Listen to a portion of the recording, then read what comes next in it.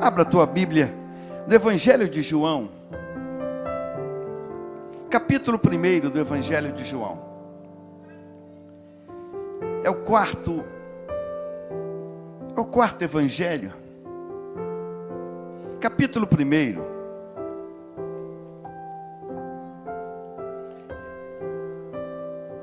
Versículo 1. Olha o que diz esse texto. No princípio era o Verbo, a palavra, a ação, e o Verbo estava com Deus, e o Verbo era Deus. No princípio era a palavra ação, e a ação estava com Deus, e esta ação, este verbo, este logos, era Deus. Ele estava no princípio com Deus, e todas as coisas foram feitas por Ele, por esta ação, por este logos, por esta palavra. E sem Ele, sem esta palavra, sem esta ação, nada do que foi feito se fez. A vida estava nele, e a vida era a luz dos homens. A luz resplandece nas trevas, e as trevas não prevaleceram contra ela. A luz impacta as trevas e não é impactada pelas trevas. Versículo 10 do capítulo 1. O Verbo estava no mundo. O mundo foi feito por meio dele, mas o mundo não o conheceu. Veio para o que era seu, e os seus não o receberam. Mas a todos quantos o receberam, deu-lhes o poder de serem feitos filhos de Deus, a saber, aos que creem no seu nome. Amém. Diga: Senhor, fala comigo. Amém, amém. Tome o seu lugar, Bíblia aberta, não feche. Deu-lhes o poder de serem feitos filhos de Deus. Nós lemos nos versículos anteriores, no versículo anterior, a seguinte afirmação, versículo 3: todas as coisas foram feitas por Ele. Todas as coisas. Antes de explanar, deixe-me fazer um aviso que passou por lapso. Culto infantil agora e culto de adolescente. As crianças podem ir e os adolescentes podem ir para os seus dois respectivos auditórios. Culto dos adolescentes e culto, o Kids. O Kids está funcionando agora. Voltando aqui para o texto. Todas as coisas foram feitas por intermédio dele, e sem ele, nada do que foi feito se fez. Esse texto está dizendo para mim e para você, e vamos pegar todas essas coisas e vamos restringir todas essas coisas à criação humana, ao ser humano, para não ampliar muito, para facilitar nesta noite. Ou seja, todas as pessoas, toda a criação foi feita por causa dele. Toda a criação. Toda a criação. Seja os humanos, sejam os seres. Tudo foi feito por ele. Mas vamos restringir um pouco mais. E vamos pensar no ser humano, na humanidade. Em mim, em você, em nós. O ser humano. O texto está dizendo que todo ser humano, todo ele, foi criado por Deus. Então, aquilo que é criado por Deus passa a ser uma criação de Deus, uma criatura de Deus. Toda a humanidade, bilhões de pessoas, bilhões de seres, hoje, neste planeta, bilhões que já passaram para a eternidade, bilhões de seres humanos, todos foram criados por Deus. Aí o texto está dizendo, João está dizendo que, dentre esse conjunto de bilhões de pessoas, bilhões de criaturas, bilhões de seres viventes, bilhões.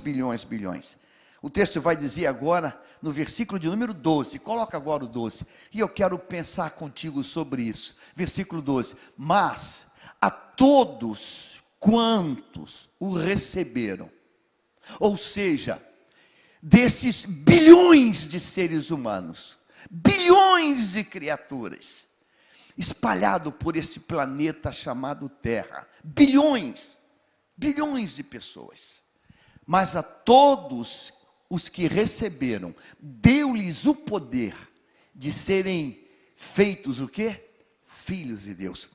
Deus está dizendo que Ele vai mudar o status, Ele vai documentar esta pessoa com um status agora, não de criatura, mas agora de filho. Ontem, e pensando nisso, ontem recebi uma ligação de um amigo brasileiro que mudou para a América do Norte já há alguns anos. E eu o visitei algumas vezes lá, e fui hospedado por ele na casa dele, e ele sempre dizia para mim, toda vez que eu estava lá, olha, pastor Jaime, que saudade, ele morava aqui na Ilha do Governador, congregava inclusive aqui na nossa igreja co-irmã, na ADIG, ele dizia, meu Deus, que saudade do meu país, família aqui, a mãe ficou doente, o pai ficou doente, ele entrou numa crise tremenda, porque ele não podia sair de lá. Ele era o que se chama lá na América de indocumentado. Ele não tinha documento, ele estava ilegal. Ele entrou como turista e ele permaneceu e venceu o prazo que ele tinha que voltar, ele não voltou. E a partir daí, ele vivia lá, ele morava lá, ele constituiu família lá, ele tinha negócios lá, mas ele era indocumentado. Então significa que o dia que ele fosse preso, seria deportado, e se não fosse preso, e ele saísse do país por algum motivo, fosse viajar para algum canto, quando retornasse, ele seria preso pela imigração. Ele ficou assim, talvez uns 15 a 20 anos, vivendo como indocumentado. É uma vida difícil, porque você está ali, mas não está. Você pode, mas não pode. Você não pode fazer tudo que o nativo faz, porque ele não tinha um documento, um status. E ontem ele me ligando, gentilmente, gosta de mim, pastor, eu estou indo para o Brasil, chego aí, quer que alguma coisa, que eu leve alguma coisa, sei lá, alguma coisa, um detalhe, uma besteirinha qualquer. Eu falei, que bênção, rapaz, que bacana, você está vindo? Estou vindo. Ah, pastor, eu nem te liguei, mas semana passada eu estive novamente aí. Eu falei, tu esteve no Brasil? Eu falei, rapaz, como assim? Ah, pastor, agora eu tenho um documento. Agora eu posso entrar e sair quantas vezes eu desejar. E disse mais, pastor, eu estou pensando seriamente em montar alguma coisa aí, e vou ficar uns meses aí, uns meses aqui, porque agora eu passo de cabeça erguida. Agora eu não tenho que ter mais medo de ninguém, porque agora eu tenho um status. Deus, nessa noite, quer dar status a todos nós que aqui estamos. O texto diz que todos são criaturas de Deus. Deus criou a humanidade, todas as pessoas. Mas aqueles que o receberam, aqueles que confessaram Jesus, Deus deu a eles o poder, a bênção, a honra, a glória de ser feito o quê? Filhos. Irmãos, filho tem direito. Filho anda de cabeça erguida. Filho enche o pulmão de ar e diz: meu pai, minha mãe. Filho, ele tem uma outra dimensão. É isso que Deus tem para mim e para você. Quando eu consigo entender isso. Mas esse texto tem uma outra expressão que para mim eu diria que ela é assustadora. Porque olha o que vai dizer esse texto agora aqui, nessa palavra que vem aqui, dizendo aqui: no princípio era o verbo, e o verbo estava com Deus, e o verbo era Deus. Agora olha o versículo 10, irmãos. O versículo 10 eu diria que ele é assustador. Bota o 10. João 1 e 10, olha isso, olha o que está nesse texto, João 1 e 10, diz o texto assim: o verbo estava, volta 1 e 10, travou de novo, o verbo estava no mundo, e o mundo foi feito por ele, e o mundo o quê? Não o conheceu. Isso é desesperador, é como se alguém que está diante do Pai, olha para o Pai e não conhece o Pai. E o Pai está diante dele e não conhece o Pai. Eu tenho uma predileção muito grande por Lucas 15. Uma predileção, eu diria que eu sou apaixonado por esse texto. Lucas 15 diz o texto para mim, e eu quero que você olhe isso, eu nem passei para lá, mas eu quero que você olhe aqui esse momento, quando o filho, ele regressa. O texto vai dizer para nós no capítulo 15, versículo de número 20, 15 e 20 e 21. Olha o que diz esse texto. E levantando-se foi para seu pai. Vinha ele ainda longe, quando seu pai o avistou, e compadecido dele, correu, o abraçou e beijou. 21, agora olha isso aqui. E o filho lhe disse o quê? Pai. Agora vamos voltar ao versículo 20 para você ver uma coisa. Bota o 20 novamente. E levantando-se, você lembra onde ele estava? Aonde esse garoto estava? Num chiqueiro de porcos. Quem está num chiqueiro de porcos está como? Está sujo, fedorento, maltrapilho.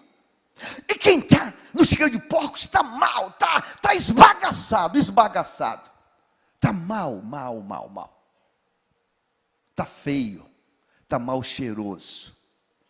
Ele levantando-se, foi para seu pai. Ele se levantou, sujo, maltrapilho, fedorento, e foi. Vinha ele ainda longe, ele está longe, mas seu pai o avistou. O pai, ele conhece o filho, mesmo longe, e mesmo no estado mais deplorável que esteja. Por quê, irmãos? Por quê? Porque é pai. É como o neto. Algumas vezes eu fui pegar meu neto na escola, uma escola grande, com, meu Deus, com dezenas de alunos, aqui em Ramos, chamado Pio 11. Minha filha não podia, pai, pega lá, eu saía daqui, corria lá. Irmãos, na hora que sai os alunos, são centenas e centenas. Algumas vezes aconteceu a alegria da minha parte e da parte dele. Porque eu ficava um monte de pais e mães aqui na porta que não pode entrar, e vem aquela garotada toda, irmãos, centenas de jovens, e eu ficava olhando, meu Deus, cadê ele? E de repente eu era surpreendido com ele dando pulo no meio, avó! Eu falei, cara, eu estou tentando te achar, eu não te vi, mas você me achou primeiro. Outras vezes aconteceu o inverso. Lá vem ele brincando com um colega, eu estou olhando, falei, tá lá, é aquele lá.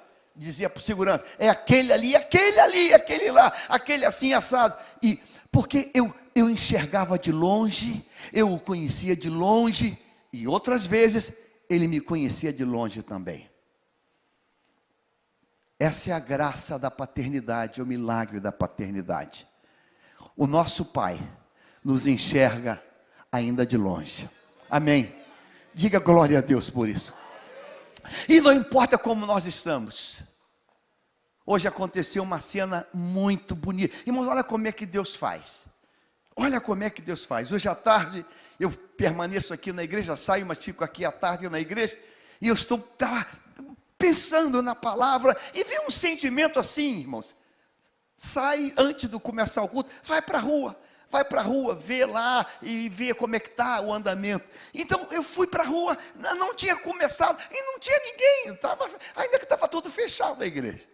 E quando eu fui para a rua, para ver lá a grade que estamos fazendo, uns detalhes que tem que ser feito, aí eu estou ali fotografando, eu olho, sentado, aqui nesse muro do lado de fora da igreja, tem um rapaz. Eu estou fotografando, eu estou olhando para ele, eu falei, meu amigo, tudo bem? E começamos a conversar, o Edilson está ali atrás, ali, faz assim, Edilson, ali aquele que levantou a mãozinha assim. O moço estava, fica triste não, Edilson, fica não? Estava sujo, mas sujo para valer, sujo de imundo. Eu falei, caramba, botar esse rapaz para dentro da igreja com esse estado de craca, Jesus, o que é que eu faço? E comecei a conversar com ele, e nós fizemos aqui um tanque de apoio para o serviço aqui na garagem, e perguntei, fiz o convite para ele, quer aceitar Jesus? Eu quero, e orei com ele, repete comigo a oração, oramos juntos, aí chegou o grupo de evangelismo, oramos juntos, falei, vem cá meu amigo, e fomos ali para o tanque, pegamos lá aquele ODD de lavar louça, né? Começa pela mão, irmão, saiu um líquido preto da cor desse negócio aqui, lá vai debaixo das unhas, aí depois agora enfia a cabeça nesse tanque aí, irmão, saiu um líquido preto, mas parecia petróleo, o moço mudou até de cor, lavou o rosto, lavou bem, lavou, deu assim aquele tchan, e agora está aqui participando do culto.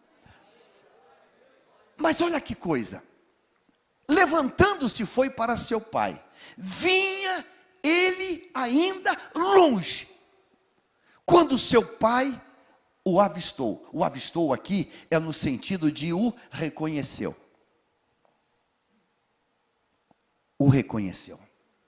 seu pai, o artigo está definido, seu pai o avistou, ou seja, seu pai o reconheceu, mesmo longe, mesmo sujo, mesmo fedorento, mesmo esbagaçado, mesmo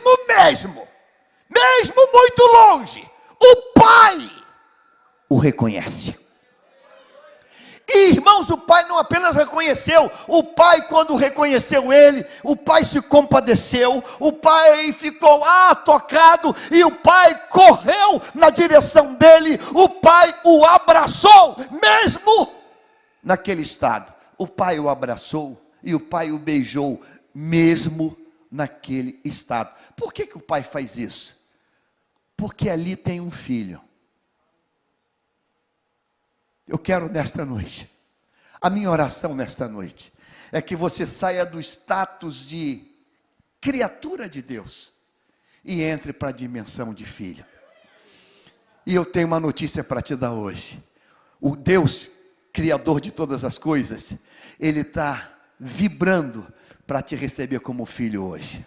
Ele está dizendo, eu quero ter você como filho, eu quero ter você como filho, eu quero te dar esse status de filho, eu quero te dar essa certidão de nascimento. Qual é a coisa mais bacana que a gente tem, irmão? Qual é o nosso primeiro documento? Certidão de nascimento. Como é lindo, fulano de tal, nome do pai, nome da mãe. Meu Deus, hoje você já sai da maternidade com esse documento. Ou seja, você tem pai, você tem mãe. Deus tem isso para você hoje.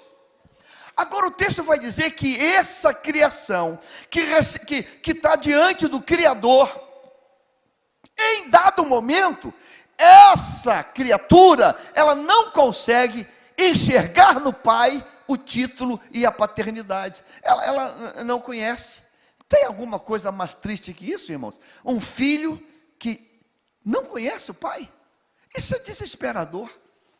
Mas o texto vai dizer que o verbo, o Deus, tomando a forma humana, o Deus que se virou o Emanuel, o Deus conosco, estava ali. E não foi compreendido. Sabe o que Deus me fez pensar nisso, irmãos? Deus me fez pensar nisso que há séculos atrás, um jovem que tinha uma história, eu diria que uma história triste. Triste é pouco, ainda é uma palavra branda. Eu diria que é uma história desesperadora. Mas esse jovem, com uma história desesperadora, ele tem uma reação que Deus espera de mim e de você hoje. Eu quero que você leia comigo, abra comigo a Bíblia, no livro de 2 Reis. Vamos ver esse texto aqui, e você vai ver o nível de história, uma história, eu diria que desesperadora. Capítulo 21 de 2 Reis. Capítulo 21 de 2 Reis. Capítulo 21 de 2 Reis. Capítulo 21, versículo de número 19. 2 Reis 21, 19. Olha esse texto. 2 Reis 21, 19. Preste atenção nisso. Observe isso. Tinha Amon 22 anos de idade, quando começou a reinar, e reinou 2 anos em Jerusalém. Grave esse nome. Amon, 22 anos, ele começa a reinar, e reinou 2 anos em Jerusalém. Sua mãe se chamava Mesulemete, é parente, a irmã dela chamava-se Omelete, e era filha de Arus, de Jotibá. Versículo 20.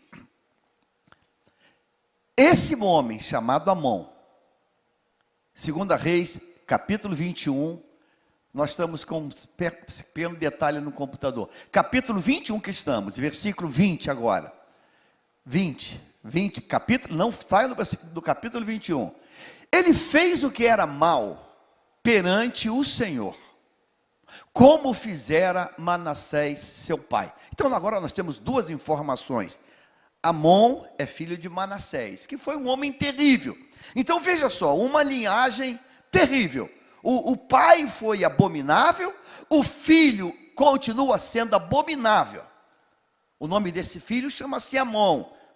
Vai seguindo o raciocínio. Versículo 21, mesmo capítulo 21. Andou em todo o caminho que andara seu pai.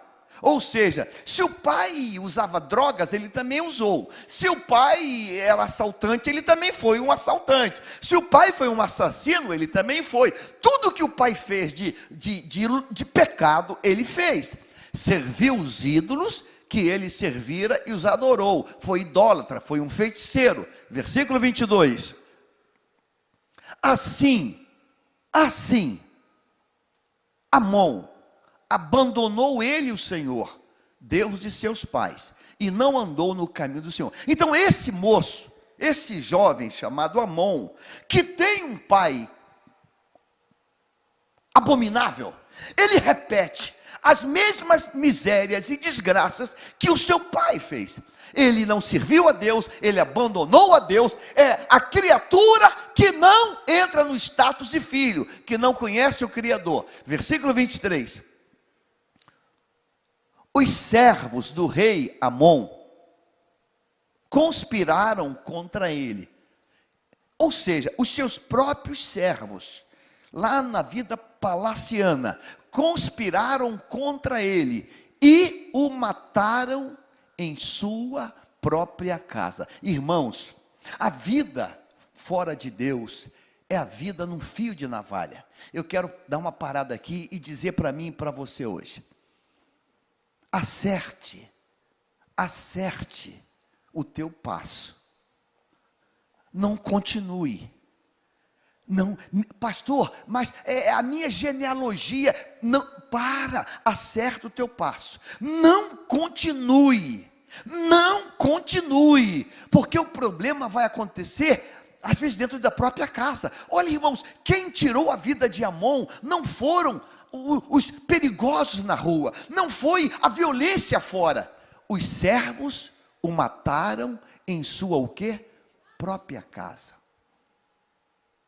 Quando a gente se afasta de Deus, o inferno toma conta da nossa casa, na relação, em todas as situações. A gente se afasta de Deus e o inferno ele se estabelece.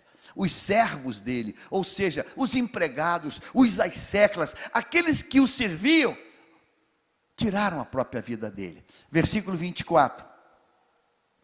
Porém o povo da terra feriu todos os que conspiraram contra o rei Amon e constituiu a quem? A Josias, seu filho, rei em seu lugar.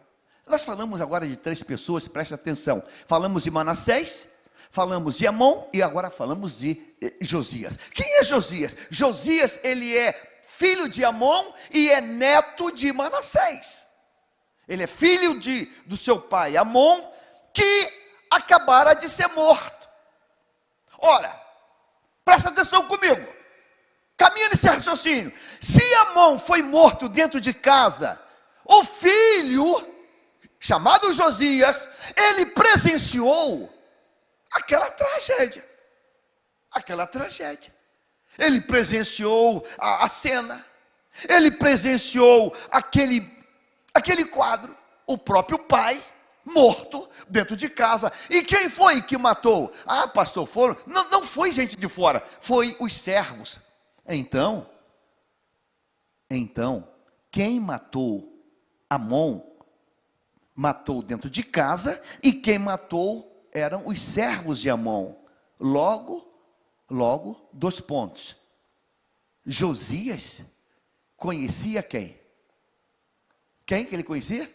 Os assassinos eram servos. Um garoto de 8 anos é muito já inteligente. Ele não tem 1 ano de idade. Agora vamos para o capítulo de número 22. Você vai ver algo aqui. Nesta noite, irmãos, eu quero pedir a Deus, que Deus, Ele produza esse efeito em você. Capítulo 22, versículo 1. Josias tinha o quê? 8 anos de idade quando começou a reinar. Então esse texto diz para mim e para você, que quando o pai de Josias foi assassinado, ele tinha quantos anos? 8 anos. 8 anos. Ele viu o pai morto, estirado. Talvez ele tenha até presenciado a cena. Naquele tempo não tem televisão, não tem videogame para ele estar distraído no quarto. Talvez ele tenha até visto o ato do assassinato. Esse garoto, quando a notícia sai que o rei Amon está morto e quem matou foram os servos, a notícia espalhou, grito, choro, a população veio e pegou aqueles homens que mataram os assassinos e mataram eles também. Então, naquele dia, você tem um cadáver do rei Amon e você tem alguns cadáveres, não sabemos quanto, o artigo está no plural, 2 servos, 3, não importa, mas naquele dia você tem um cadáver do rei Amon e você tem cadáveres daqueles que assassinaram o rei Amon, que é o pai de um garoto chamado Josias, de 8 anos. Um garoto que teve o pai morto dentro da própria casa. Sabe, irmãos, esse texto precisa falar contigo alguma coisa hoje. Precisa falar contigo de maneira muito clara.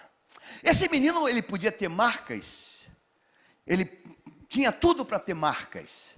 O avô dele foi um endemoniado chamado Manassés, um homem maligno, diabólico. O pai dele seguiu as mesmas barbaridades do pai, Manassés. E Amon viveu nas misérias que o seu pai praticava. E um menino de 8 anos, ele tem como referência um avô que é um maligno, um pai que é um maligno, E agora ele tem mais um agravante: o pai morto, assassinado. Aqueles servos que conviviam naquela casa, que por certo serviam a ele também, mataram o seu pai. Então a vida desse garoto está literalmente esbagaçada. Mas o povo que soube disso, matou os assassinos, mataram os assassinos e colocaram ele como rei. Então, capítulo 22 diz aqui que ele agora é rei. Agora, vamos ver aqui, versículo número 3, 22 e 3. Observe isso, irmãos. No 18º ano do seu reinado. Aqui essa igreja é fera em matemática. Então, se Josias, ele começou a reinar com 8 anos, no 18º ano do reinado de Josias, ele tem quantos anos?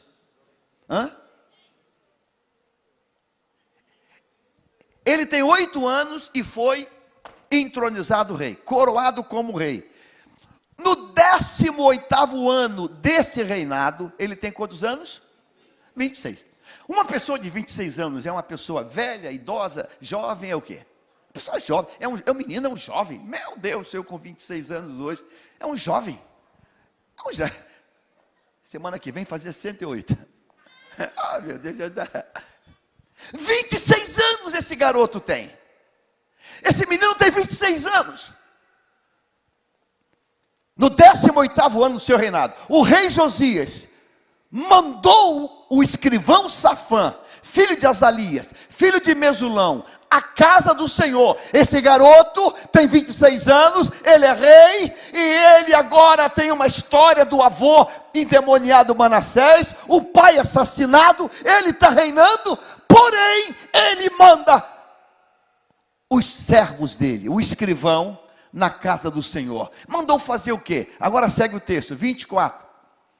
Dizendo: vá pedir ao sumo sacerdote Ilquias que conte o dinheiro que foi trazido à casa do Senhor, a qual os guardas da porta ajuntaram do povo.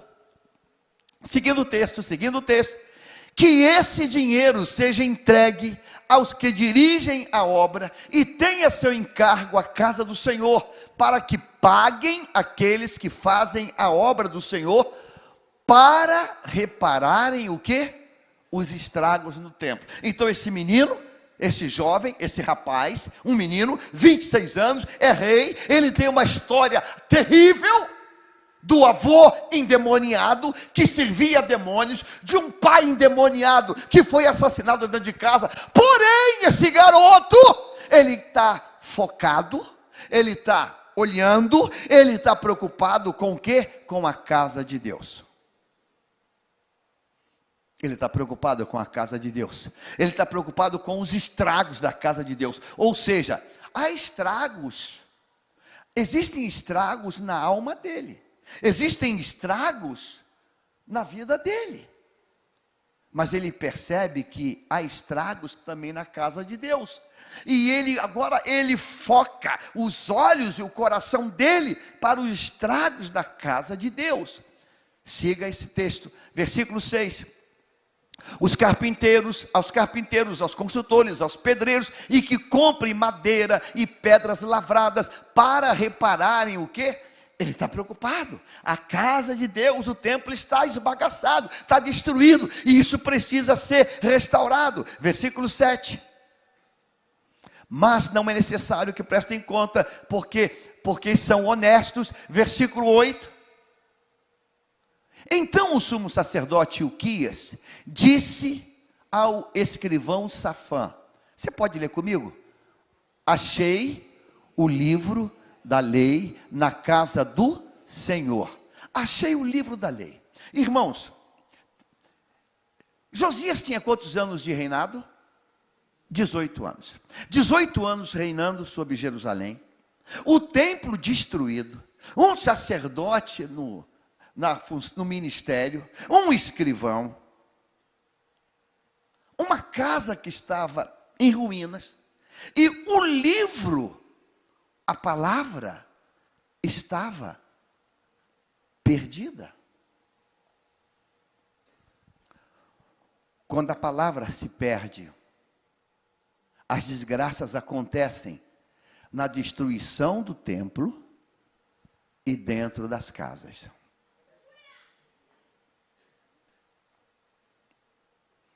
Quem tem ouvidos, ouça. Quando a gente se afasta de Deus, o templo começa a corroer e a nossa casa, a morte entra. 18 anos, é um menino, é um jovem, 26 anos. Ele vem de uma tragédia, a gente não pode cobrar dele nada. Não pode cobrar desse garoto, porque os primeiros anos, um ano depois, ele tem 9 anos. 2 anos depois, ele tem 10 anos. 3 anos depois, ele tem 11 anos. É um menino. Mas quando ele entra numa idade de, vamos chamar de maturidade, sensatez, 26 anos, ele tem uma tragédia familiar, mas ele agora, ele tem uma amplitude na visão dele. E ele percebe o quê? Ele percebe que a casa de Deus está em ruína. E ele diz assim: vamos consertar a casa de Deus. Ele não sabe da surpresa. Irmãos, toda vez que você se propõe a cuidar da casa de Deus, algo de Deus vai acontecer. E de repente, quando começa a obra, olha o que vai dizer, irmãos: achei o livro. Achei o livro. Sabe quando o livro é achado? O livro é achado quando você se preocupa em olhar a casa de Deus. O livro é achado quando você se preocupa com o estado da casa de Deus. Deus te trouxe hoje aqui para dizer para você: um começo de uma história começa na tua vida. A gente vai se afastando, e quanto mais se afasta, mais o inferno vai tomando conta. Manassés está morto, Amon foi assassinado dentro de casa, o templo está desmoronando, o livro perdido. Mas quando ele diz: vamos restaurar, vamos consertar, acha o livro. E eu quero nessa noite profetizar sobre a tua vida, que o livro seja achado na tua casa. Pastor, lá em casa está um inferno. Eu sei, está faltando o livro. Nossa casa hoje tem Netflix, tem Amazon, nossa casa hoje tem tudo, mas está faltando o livro. Traz o livro de volta para a tua casa. Traz o livro de volta para a tua casa. Traz o livro de volta para a tua casa. Traz o livro. Nessa quarentena, nunca se usou tanto Netflix, Amazon Prime, nunca se usou tanta televisão, tanta internet. Mas a minha pergunta é: e o livro? E o livro? E o livro? Será que a gente está sentando na mesa para agradecer, orando, dizendo: Deus, eu te louvo por esse pão, por esse alimento? Será que estamos agradecendo a Deus? Para comer um ovo, não importa, mas, Senhor, eu te reconheço como aquele que concede o pão sobre essa mesa. Afasta, Deus, o terror da fome. Afasta, Deus. Será que estamos trazendo o livro para dentro de casa? Será que estamos? Será que estamos? Eu não é doutrina, não estou passando nada para vocês. Eu decidi fazer isso. Desde que começou essa doideira que estourou aqui no país, eu cortei noticiário. Eu não assisto mais nenhum. Não assisto. Porque já tem tanta desgraça que eu não vou ficar botando mais funerária e mais coisa ruim dentro de mim. Quando a gente foca a casa, vamos ter surpresas de Deus. Ele diz assim: achei o livro. Ilquias entregou o livro a Safã, e este o leu. Irmãos, 18 anos de reinado. O livro estava sumido. O livro estava perdido, esquecido aonde? Dentro do templo. E o templo como é que está? Está em ruína, caindo, desmoronando. E o livro perdido. Versículo 9. Então o escrivão foi falar com o rei. Isso é demais.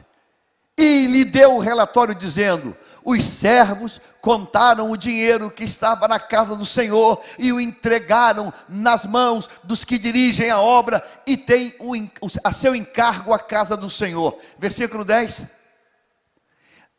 Diga comigo assim: depois, o escrivão Safã anunciou ao rei: o sacerdote Euquias me entregou um livro, e Safã o leu diante do rei. Irmãos, olha como é que a coisa ela é sutil e perigosa. Volta o versículo 9, para você ver um detalhe. Eu tenho uma paixão por essas pérolas, essas minúcias. Observe isso. Presta atenção para a ficha cair. Então, o escrivão Safã foi falar com o rei e lhe deu o relatório dizendo: os servos contaram o dinheiro que estava na casa do Senhor e entregaram nas mãos dos que dirigem a obra e têm a seu encargo a casa do Senhor. Versículo 10. Diga comigo assim: depois anunciou o sacerdote Uquias que acharam o quê? Um livro. O que é mais importante? Na mente desse servo, o mais importante era aquela contagem e a distribuição das tarefas. Depois que ele falou tudo isso, ele falou assim: eu estava quase esquecendo, achamos um livro. O livro? O livro era o verbo, era a voz profética. Achamos o livro. Depois de eu dar todo esse relato, depois o escrivão anunciou: o sacerdote Euquias me entregou um livro. Ele fala errado. Não diga assim, não ele me entregou o livro. E Safã o leu diante do rei. Versículo 11 agora. Agora eu quero que você leia para mim esse texto, vamos. Quando ouviu as palavras da lei, o rei o quê? Qual a idade desse rapaz? 26 anos. 26 anos. O pai morto, dentro da própria casa, uma história triste, uma história de dor. Mas quando ele ouviu, ele rasgou as roupas de rei. Versículo 12. Então deu ordens a Ilquias, o sacerdote, e a Aicão, filho de Safão, e a Cabor, filho de Micaías, e a Safã, servo, dizendo, versículo 13, olha a ordem que ele deu: vão consultar o Senhor por mim, pelo povo e por todo o Judá, a respeito das palavras deste livro que foi encontrado, porque é grande o furor do Senhor que se acendeu contra nós, porque os nossos pais, os meus pais, não deram ouvidos às palavras deste livro, para fazerem segundo tudo o que está escrito a nosso respeito. Seguindo o texto agora, 14. Então o sacerdote Ilquias, Aicão, Aquibor, Safã, Asaías foram falar com a profetisa Ulda, esposa de Salum, encarregado das vestimentas da casa do Senhor, filho de Tiquivá, filho de Anás. Ulda morava na cidade de Marcha, em Jerusalém. Estes lhe contaram o que havia acontecido. Vamos. E ela lhes disse: assim diz o Senhor, o Deus de Israel: digam ao homem que os enviou a mim. Quem? Josias. Assim diz o Senhor: eis que trarei desgraça sobre este lugar e sobre seus moradores, a saber, todas as palavras que o livro que o rei de Judá leu. Vamos seguir no texto. Por terem me abandonado e queimado incenso a outros deuses para me provocarem a ira com todas as obras das suas mãos, o meu furor se acendeu contra este lugar e não se apagará. Mas, diga comigo assim, mas ao rei de Judá, que os enviou para consultar o Senhor, digam o seguinte: assim diz o Senhor, o Deus de Israel, a respeito das palavras que você ouviu. 19, todo mundo agora, diga: visto que o seu coração se enterneceu e você se humilhou diante do Senhor, quando ouviu as ameaças que fiz contra este lugar e contra os seus moradores, que seriam objetos de horror e de maldição, rasgou as suas roupas e chorou diante de mim, também eu ouvi o quê? A sua oração, diz o Senhor. Versículo 20, por isso deixarei que você morra e seja sepultado em paz, e os seus olhos não verão todo o mal que trarei sobre este lugar. Então eles levaram esta resposta ao rei. Olhe para cá. Diz 26 anos. Esse jovem rei, que tem uma história terrível, se preocupa com a casa, acha o livro, ele se rasga, ele se coloca arrependido diante de Deus por aquilo que ele ouviu. E por causa disso, Deus diz: eu vou ter um tratamento especial com você. Deus quer falar contigo hoje aqui. É preciso buscar o livro. É preciso encontrar o livro. Sabe, irmãos, não é difícil achar o livro, porque o livro está perdido aonde? Dentro de casa. Está no templo. Pastor, onde eu acho?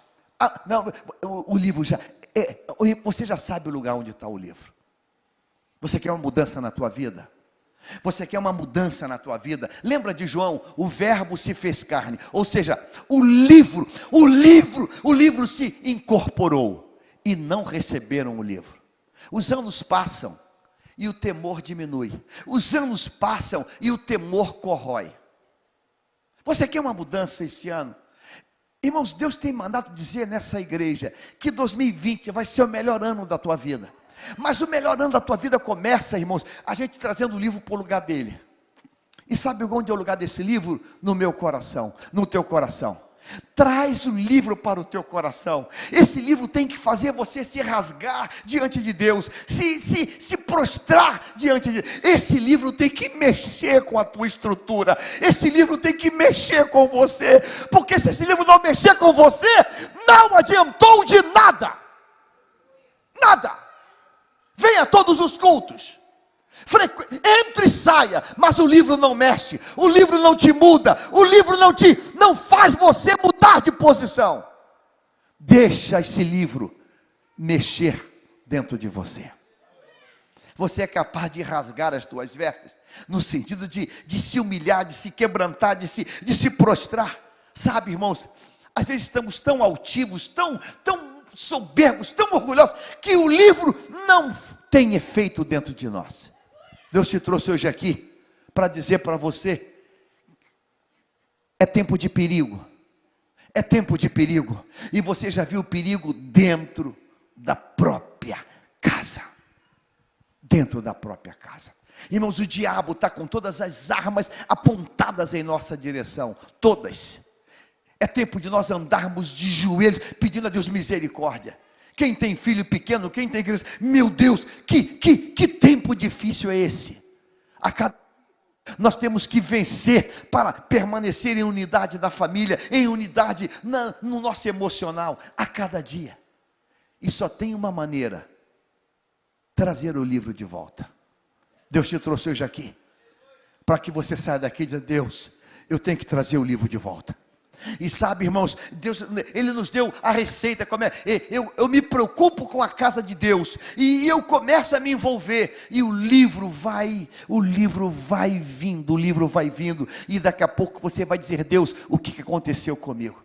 Você já está na escola dominical? Você já se matriculou numa classe? Você sabe qual é a lição que estamos estudando? Você está usando um plano de leitura? Você está lendo a palavra? Você está buscando a palavra? Traz o livro de volta. Traz o livro de volta. Não, pastor, eu só vou na igreja, mas é muito pouco. É muito pouco. Eu quero de você hoje uma aliança. Eu quero que você hoje tenha uma reação parecida, semelhante com a de Josias. Veja, quem achou o livro, achou o livro. Quem pegou o livro, achamos o livro. Não há nenhuma narrativa da reação deles. Mas quando o rei ouviu, ele mudou uma nação. Eu peço a Deus que esse livro hoje mude a tua história. Eu peço a Deus que a tua família diga, uau, ele está diferente. Comece o teu dia com esse livro. Coloca no teu coração, não, eu vou começar a ler o Novo Testamento amanhã. Eu começo a ler esse livro. Em nome de Jesus, saia dessa superficialidade. Saia dela. Pastor, eu tenho no meu aplicativo. Não estou falando de aplicativo. Eu estou falando de você ter um livro, ter a Bíblia, e você começar a botar teu nome, e começar a marcar, e dizer, Deus, fala comigo. Você começar a se envolver com esse livro. Você quer uma mudança em casa? Você quer uma mudança no trabalho? Você quer uma mudança na tua saúde? Você quer uma mudança? A mudança começa pelo livro. Pastor, eu estou com depressão, eu estou com isso. A gente tem uma lista de problemas, uma lista de reclamação. A gente tem, eu vou botar a gente, pastor, é muita luta, é uma lista. Talvez se Amon tivesse achado o livro, Amon não teria sido morto dentro de casa. Talvez. Mas sabe, irmãos, ele desprezou o livro e foi morto dentro de casa. Mas glória a Deus, que um garoto de 8 anos, que agora está com 26, ele muda a história da vida dele. Deus te trouxe hoje aqui para dizer para você, eu quero mudar a tua história. E sabe como essa história começa? Quando você coloca dentro de você, Deus, agora eu vou começar a focar na tua casa, e eu quero o livro. Eu quero que esse livro, ele me ache. Eu quero que esse livro entre em mim. Eu quero que esse livro, ele mude a minha mente. Ele mude as minhas ações. Ele mude o meu comportamento. O livro, quando entra, irmãos, ele muda nossos conceitos. O livro, quando entra, ele muda a nossa maneira de ser. O livro, quando entra, ele vai colocando todas as coisas em ordem. Tudo em ordem. Você quer uma mudança? Começa a trazer o livro. Diz, Deus, eu quero o livro. Eu quero conhecer o livro. Eu quero que esse livro entre em mim. Que coisa tremenda. Esse rei, quando escuta o livro, ele extravasa. Eu quero que você faça isso hoje. Eu quero que você tenha esse livro como aquela coisa que você anda com ele na bolsa. E que você está ali com fome, com desejo. Você sabia que por causa desse livro, tudo vai melhorar na tua casa, na tua vida, tudo vai ascender. Você imagina disso? Que por causa desse livro, as portas vão se abrir para você, porque os teus olhos serão iluminados. O salmista descobriu isso. Ele diz, lâmpada para os meus pés, e luz para o meu caminho. Você sabia que é o livro que vai te fazer projetar a níveis maiores? Esse livro vai te levar a ver coisas que outros não veem, a viver situações que outros não vivem. Esse livro vai te fazer viver experiências que outros não vão viver. Eu quero desafiar você hoje. Encontre o livro e comece a trazer testemunhos. Encontre o livro e comece a ter uma mudança na tua história. Porque você é criação de Deus, mas Ele tem para você o status de filho de Deus. Aí você consegue entender agora, João capítulo 1, veio para os seus, e os seus o quê? Mas sabe quem está falando ali? É o próprio Cristo, o Deus que se fez carne. Agora, séculos atrás, Josias, ele não encontrou Jesus, ele encontrou um pergaminho, ele encontrou um rolo, ele encontrou o verbo escrito, e o verbo escrito mudou a vida dele. Imagine você, se Josias tivesse encontrado o verbo encarnado. Meu Deus, como é que tem gente, né, que aceita com tanta facilidade, e outro precisa de muito mais coisa. Tem um que ele, eu me entrego hoje para Jesus, porque eu ouvi um hino que tocou no meu coração. Tem outro que nem bola de fogo mexe. Meu Deus, que coisa diabólica é essa, irmão? Que coisa terrível é essa? Ele veio para os seus e os seus não receberam. Josias, ele não viu Jesus, ele viu o pergaminho, a palavra. Ele, uau, isso aqui é Deus falando. E ele se rasgou. O que precisa acontecer para você? O que precisa acontecer para você? O que precisa acontecer para você? Quem estava hoje aqui, ouviu a nossa amada Edmeia falar do rapaz que conheceu ela. O que precisa acontecer para você? Você foi regado por orações de teus pais. Você foi regado por orações de tua família. E você tá frio, tá inerte, tá distante. Tá reclamando da vida. Está reclamando que não tem isso, que não tem aquilo, que a porta não abre. Está reclamando da vida. De quem se queixa, pois, o homem? Queixe-se dos seus próprios pecados. Você quer uma mudança? Você quer a palavra que muda? Deixa o livro entrar. Encontra o livro. Encontra o livro. Você diz, pastor, eu me posicionei dentro desse livro, eu me rasguei, eu criei nessa palavra, eu recebi essa palavra, e meus olhos mudaram, a minha percepção mudou, a minha visão de mundo mudou, e eu disse, Deus, isso foi entrando em mim, esta palavra é vida. Eu vou repetir, essa palavra é vida, essa palavra é vida, essa palavra é vida de Deus dentro de você. Vai melhorar o casamento, vai melhorar a saúde, vai melhorar a inteligência, vai melhorar tudo, tudo vai melhorar. Você crê nisso hoje? Então eu quero de você hoje dizer assim, Deus, hoje eu quero fazer uma aliança contigo, hoje eu quero me entregar ao livro, eu quero que esse livro entre em mim e mude a minha história. Deus disse para Josias, eu vou cumprir o meu juízo, porém não com você, porque você recebeu a palavra. A palavra diz no Salmo 128, bem-aventurado aquele que recebe essa palavra, e eu vou abençoar a família, a tua família vai ser abençoada, a tua finança vai ser abençoada, tudo vai ser abençoado, porque a palavra tem poder de abençoar. Creia nisso hoje. Você entendeu isso, irmãos?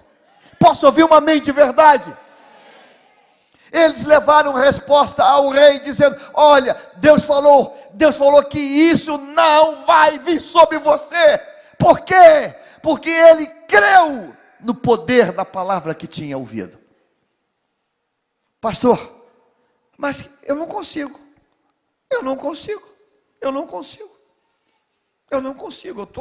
não sei, alguma coisa entorpeceu minha mente, não entra, alguma coisa me bloqueia, alguma coisa me aprisiona, alguma coisa me distrai, alguma coisa me desfoca do foco que é a palavra.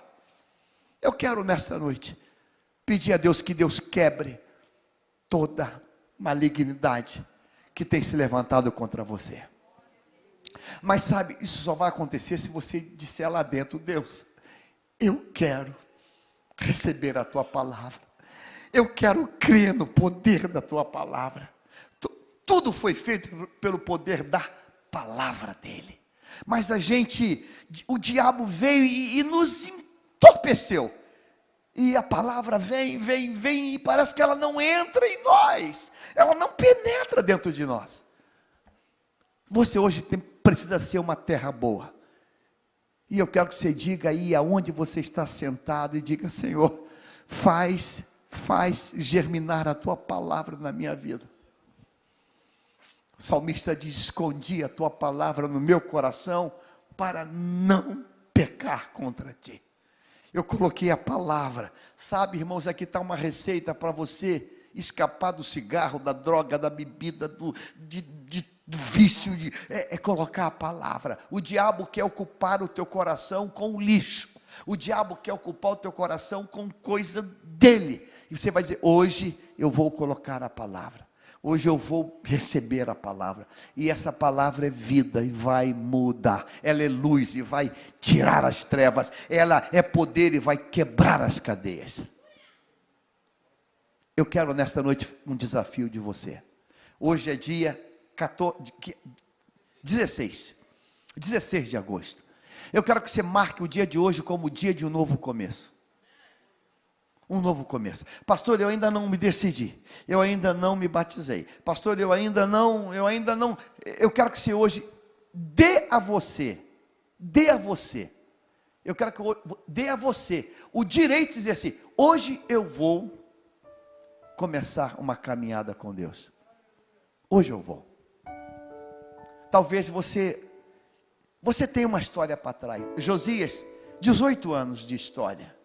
Talvez 18 anos, em alguns momentos pensando no dia que o pai foi assassinado. Ele não tem nem como se vingar, porque quem matou o pai dele foi morto. Foram mortos. É um menino. Mas existem outras coisas para colocar na tua mente. Então eu quero, como profeta, fazer um desafio para você. Talvez você tenha vivido até hoje pensando naquela tragédia lá de trás. Eu não sei qual foi. Talvez uma tragédia. Talvez um baque. E isso tem caminhado contigo o tempo todo.